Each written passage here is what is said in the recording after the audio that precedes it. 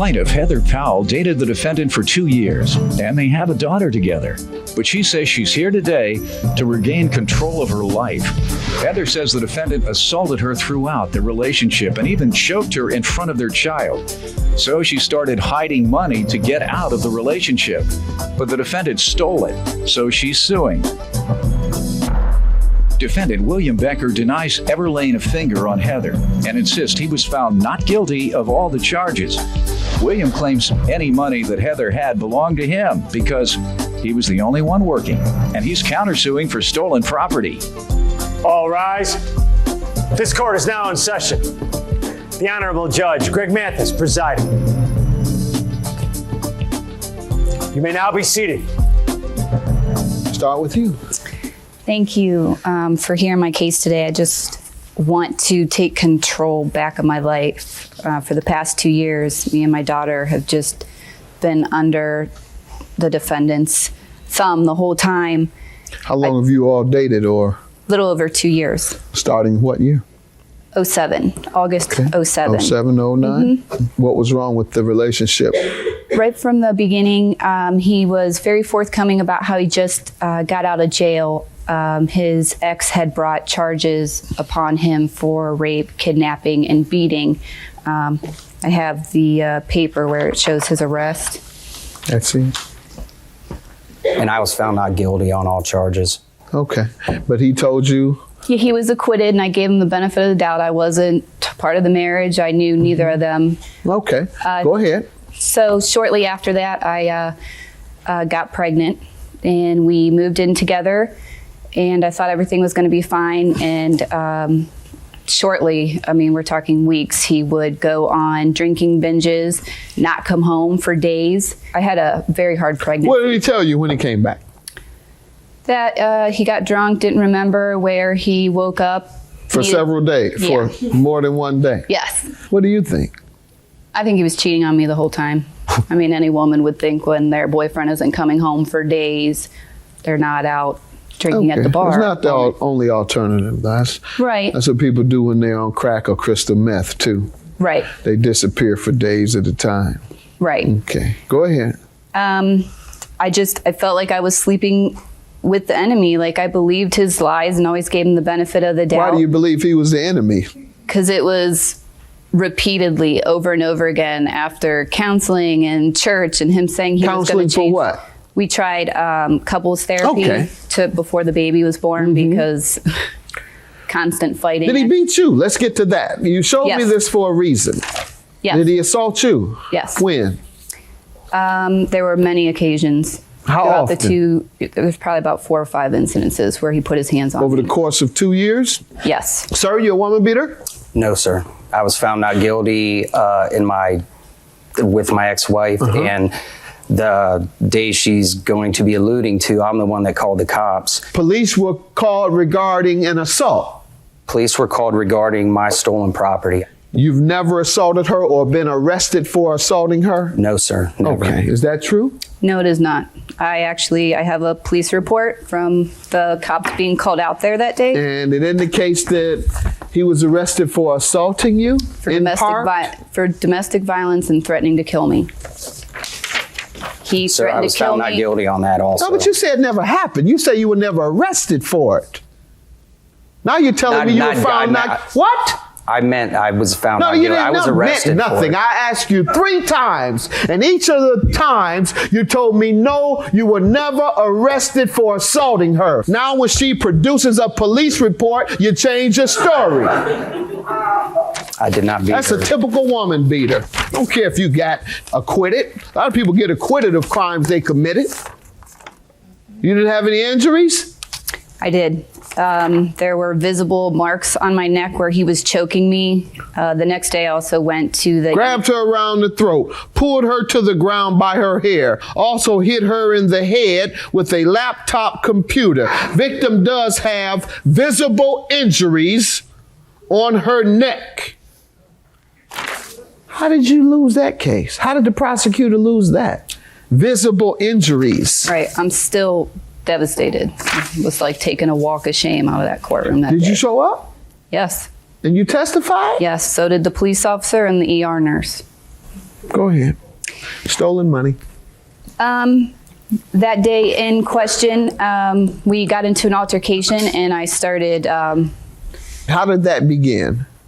We were just getting in a fight over something petty about buying something for my daughter. I can tell when he starts wanting to get violent. I went to leave. I just said, I'm going to go. I told him I had to go buy diapers. I just wanted to get away so we could both calm down. He slammed the door in front of me. Then he walked away and I left. I just went down the street, was looking at a consignment shop just to cool down. He text messaged me and said, I'm taking your money. Go ahead.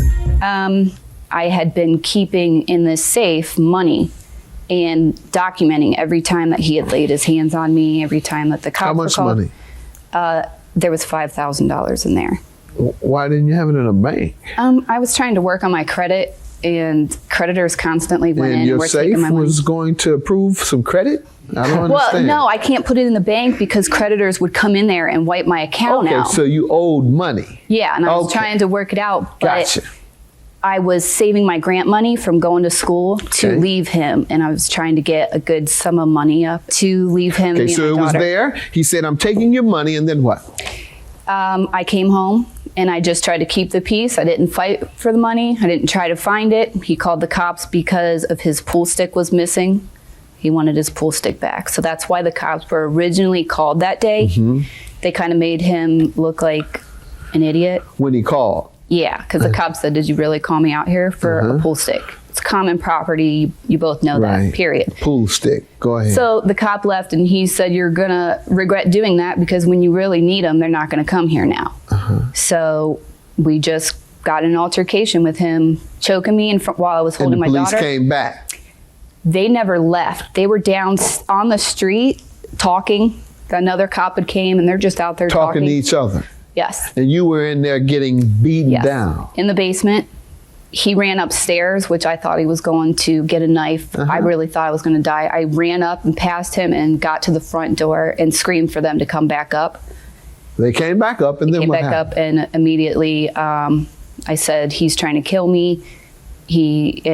What did they do to him? They went right in and arrested him because they seen the marks on my neck. And all right, and you're suing for the stolen money today. And anything happened since then regarding the money? No. He obviously took it. I know he told you he was going to take it. He obviously took it, and now you're suing him, sir? I did not take the money. She has never worked since I've known her.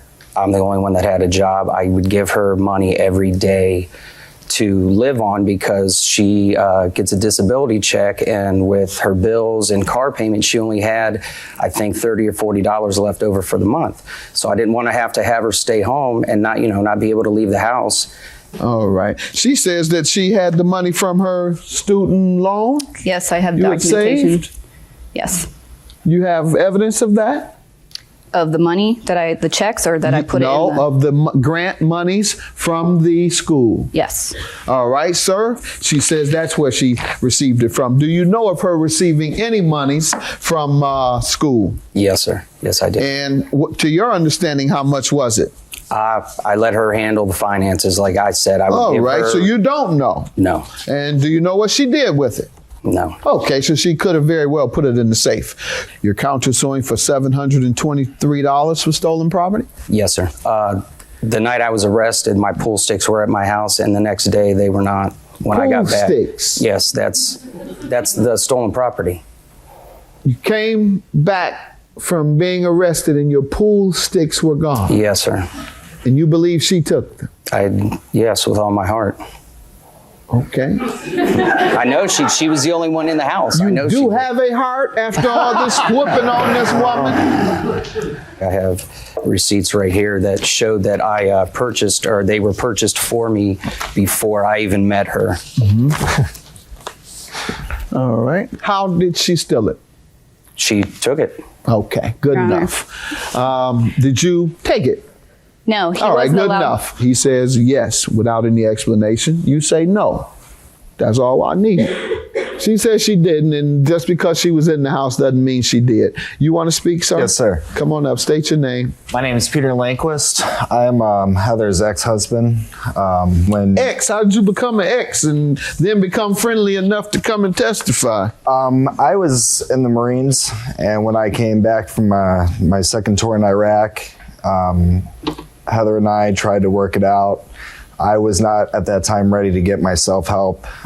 Throughout these last 2-3 years, I've been in several PTSD programs through the VA system. Good. You to were help in myself combat, out. obviously? Yes, I served okay. two tours in Iraq, sir. Okay. I do know that she has audio of him saying in the courtroom that he did take the money. You have the audio with you? Yes, I do. I also have the transcripts if you'd like to Let see me that. hear it, ma'am. Any other of your items hidden or missing? Anything else? This argument was solely about the pool stick?